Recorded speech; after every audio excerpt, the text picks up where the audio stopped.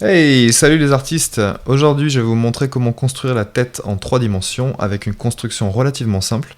Je vais essayer d'être le plus simple possible. Et en 2/3 quarts, donc la tête va être 2/3 quarts.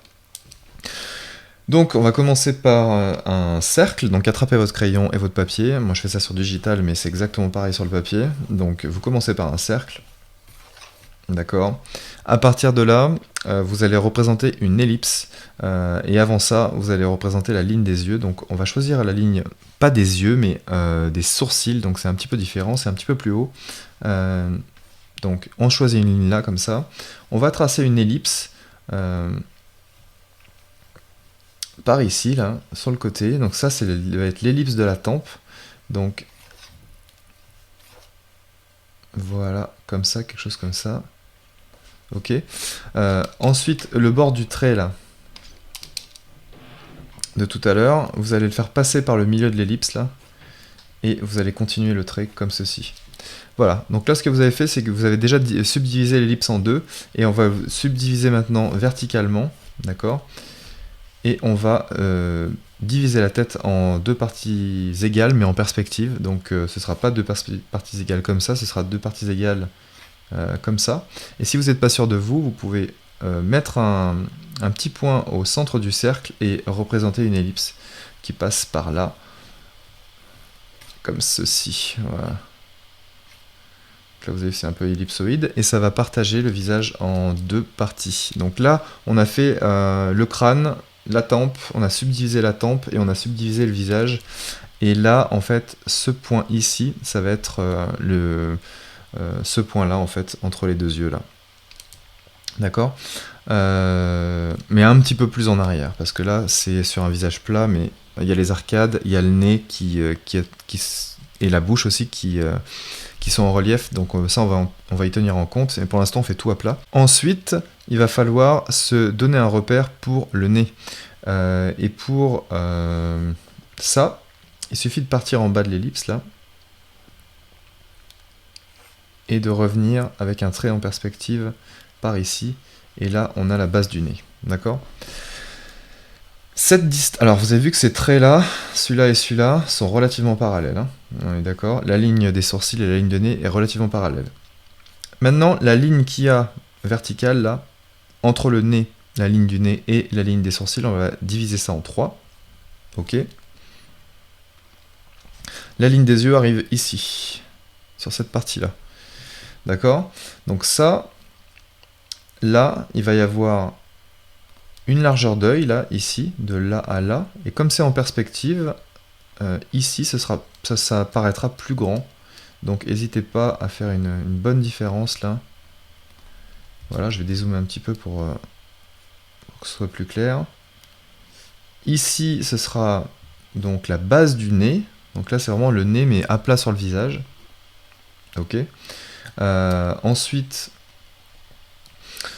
à partir de là, vous pouvez déjà représenter, donc ça j'enlève le centre du cercle là, vous pouvez déjà représenter donc une largeur d'œil, 2 largeurs d'œil, d'accord? Alors ce qui est intéressant ici, c'est que vous avez vu que là, cet œil là, cette orbite là, sera plus petite que cette orbite là. Ce qui est normal puisqu'on est dans la perspective, et que tout ce qui est plus loin de l'observateur va sembler plus petit, d'accord? Première loi de la perspective. À partir de là, donc ce trait-là, on va pouvoir l'enlever un petit peu, parce qu'il ne sert plus à rien. Il faut rester clair, hein. Restez bien clair dans votre construction, et prenez votre temps. À partir de là, je vais représenter, donc je vais continuer ce trait quand même verticalement, et je vais prendre la distance qu'il y a entre la ligne des sourcils et la ligne du nez, et je vais la reporter en bas pour trouver donc la ligne du menton. D'accord? Donc l'erreur classique, c'est d'amener le menton trop loin vers là. Donc ne le faites pas. Restez sous le nez pour l'instant. Ok? À partir de là, on est déjà pas mal là. Donc on va représenter la branche de la mâchoire qui va en direction de ce point-là. Donc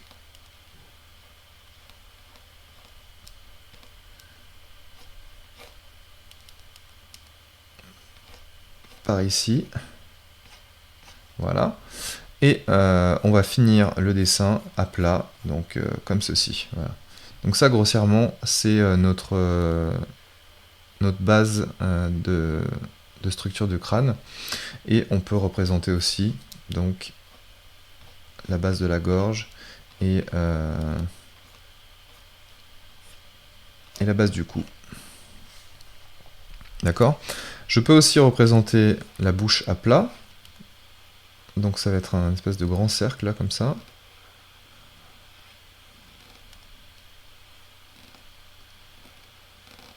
Ok, et là il y aura le menton.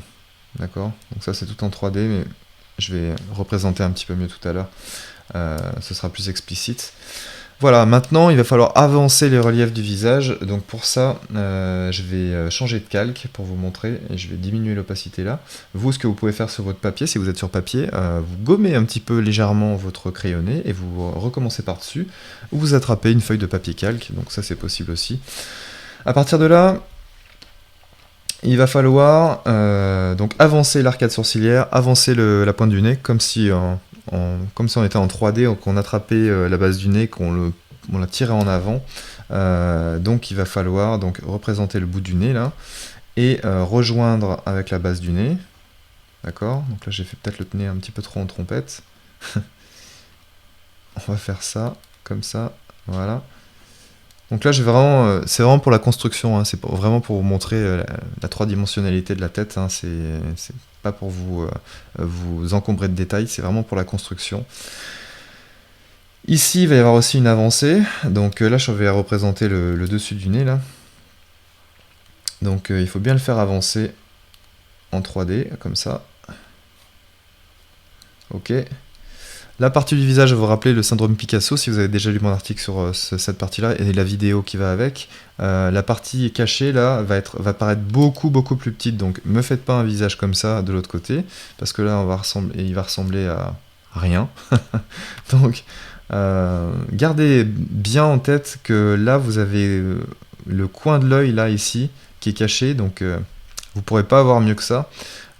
Donc on va continuer, on va laisser l'orbite comme ça, et on va mettre des repères à l'intérieur, et les repères, ça va être des repères elliptoïdes, donc en forme d'ellipse, d'accord? Là je représente encore une fois l'orbite avec en donnant une impression de 3 dimensions, donc voilà ce qui se passe autour de cette forme là. Je continue le nez, ok,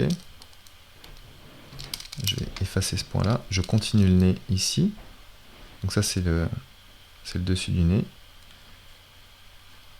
Là, ça rejoint la ligne des sourcils. Là, là il y a l'orbite.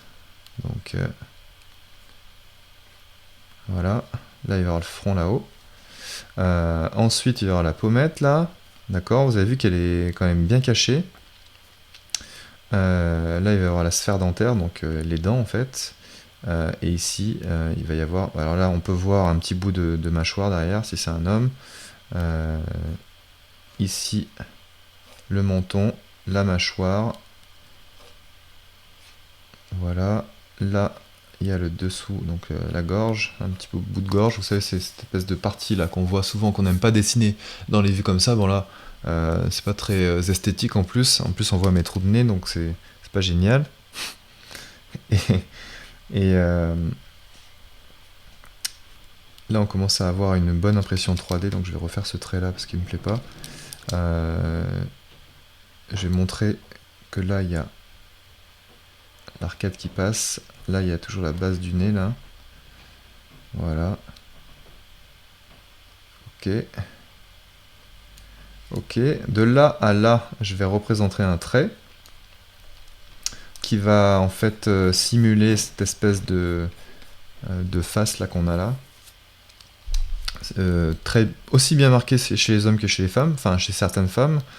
Ça dépend de la structure du visage, hein, de chacun. Ici, là je peux ajouter un petit peu de... Vous savez, c'est cette partie du nez là, donc là je peux ajouter un peu quelques traits et enlever ça. Voilà, donc là on est déjà plus... On est déjà plus correct. Voilà, donc restez bien propre. Là, je peux subdiviser mon nez si j'ai envie. Voilà, mais c'est vraiment pour donner une impression de 3D. Voilà, voilà. Qu'est-ce qui me pose souci encore? Voilà, je vais représenter ça. Voilà, donc la bouche est pas plate, hein. Donc, faut bien représenter la forme qu'il y a autour là.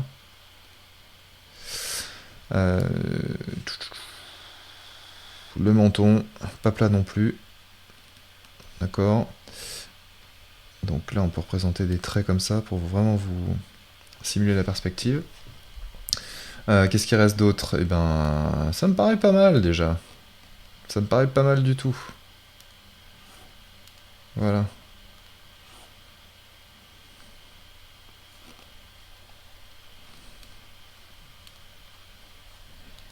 Donc là, j'ai fait peut-être un petit peu trop de détails. Je vais pas exagérer sur les détails, sinon vous allez me détester. Voilà comment... Alors, oui, l'oreille. Je voulais vous parler de ça. L'oreille, c'est très intéressant parce qu'on avait subdivisé l'ellipse de la tempe en 2 parties, enfin en 4 parties en fait, et donc l'oreille part d'ici, donc vous voyez, c'est vraiment pas dur. Une fois que vous avez représenté vos repères, et puis voilà, après, bon bah, je vais pas représenter les détails à l'intérieur, mais c'est juste pour vous dire que c'est un plan, et à partir de là, là je pouvais rajouter une narine si j'avais envie, voilà, je vais pas vous montrer, et là j'aurais pu rajouter donc l'iris et les pupilles et les paupières par-dessus, mais je vais pas le faire ici parce que ça va faire vraiment trop chargé. Voilà. Les cheveux partent.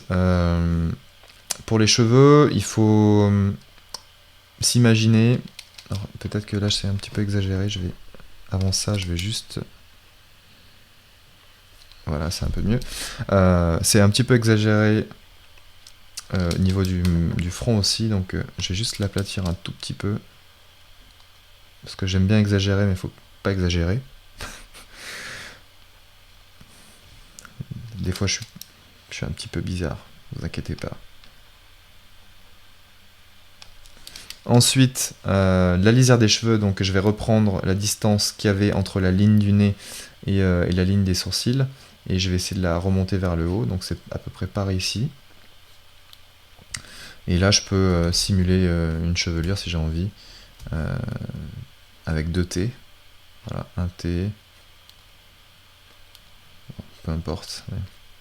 Juste donner une forme générale à la chevelure. Restez simple pour le contour des cheveux.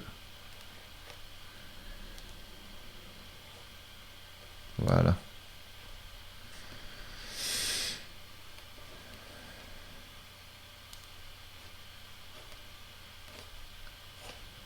Et ça, c'est la patte parce que c'est un monsieur. Alors, il a des pattes. Et voilà. Voilà notre visage en 3 dimensions. Et à partir de là, alors si vous êtes sur digital, bah, c'est tant mieux pour vous parce que vous pourrez directement vous attaquer à... vous pourrez diminuer l'opacité de ce calque-là. Et gardez cette base-là pour, par exemple, faire plusieurs visages à la suite. Hein. Donc vous copiez à la suite cette structure de visage et vous pouvez inventer plein de visages. Si vous êtes en traditionnel, donc sur papier, eh bien vous pouvez gommer un petit peu ou recopier à côté la construction, ça vous fera de l'exercice. Hein. Il faut pratiquer, pratiquer, pratiquer hein, pour que ça rentre. Et puis voilà. Voilà, vous avez vu que d'imagination j'ai fait ça. Je suis sûr que vous, dans quelques temps, vous pourrez faire ça si vous pratiquez régulièrement. C'est toujours même les mêmes défauts qui reviennent. Donc le syndrome Picasso, vous vous rappelez, cette partie du visage qui a tendance à se remettre de face. Donc ça, pensez-y. Et puis voilà, j'espère que cette vidéo vous a plu. Si vous voulez m'encourager à produire ces vidéos, n'hésitez pas à liker si vous êtes sur Facebook. Et sinon, si vous êtes sur le blog, à mettre un commentaire, à vous abonner à la newsletter et à m'envoyer des bisous par exemple. Et je serai super content. Voilà, je vous souhaite une bonne journée, une bonne fin de soirée à vous, selon le temps où vous êtes là. Et puis voilà, j'espère vous revoir bientôt sur le blog. À bientôt, bye bye.